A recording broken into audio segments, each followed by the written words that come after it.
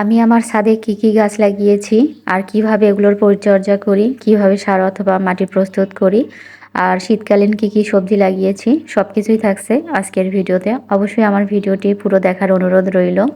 তো hello everyone, আসসালামু আলাইকুম সবাইকে। সবাই কেমন আছেন? আশা করছি যে যেখান থেকে আমার এই ভিডিওটি দেখছেন সকলেই অনেক ভালো আছেন এবং সুস্থ আছেন।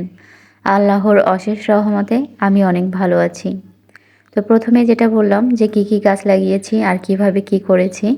তো এখানে দেখতে পাচ্ছেন অনেকগুলো কিন্তু সিমেন্টের বস্তা আছে, আবার অনেকগুলো অন্য বস্তা আছে, রঙের বালতি আছে। মানে রঙের বালতি থেকে শুরু করে বালতি, বস্তা এবং ফলের ঝুড়িও দেখতে পাচ্ছেন। এগুলো সবগুলোতেই আমি মাটি দিয়েছি। শুধু মাটি না, মাটির সঙ্গে কিছু সারও আছে। আর এখানে যে বেগুন গাছ দেখতে পাচ্ছেন, এখানে অনেকগুলো বেগুন গাছ আছে, গোল বেগুন, লম্বা বেগুন, সব ধরনের বেগুন আছে। আর এই এগুলো হচ্ছে পালং শাক। এই পালং শাকের বীজগুলো কিছুদিন আগে ফেলা হয়েছে। দেখেন পালং শাকগুলো কিন্তু অনেক সুন্দর হয়েছে।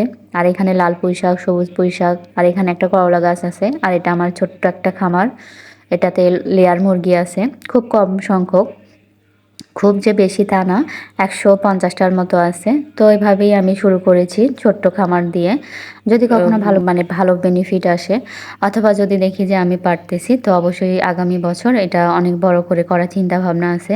আর এখানে দেখেন অনেকগুলা কিন্তু পেঁয়াজের গাছ দেখতে পাচ্ছেন, এগুলো সব ফলের ঝুড়িতে এই মাটি। আর হচ্ছে আচ্ছা, প্রথমে যেটা বললাম সারের কথা, সার কিন্তু আমি একদম ন্যাচারাল সার ব্যবহার করি। যেমন ধরেন সবজি কাটাকাটির পর যে অবশিষ্ট উচ্ছিষ্ট অংশগুলো থাকে সেগুলো আমি একটা পলিথিনে জমা করে রাখি। আর আমার এই মুরগির থেকে যে বীজটা আসে সেগুলো হচ্ছে সার হিসেবে একটা বস্তাতে অনেক দিন রাখা হয়।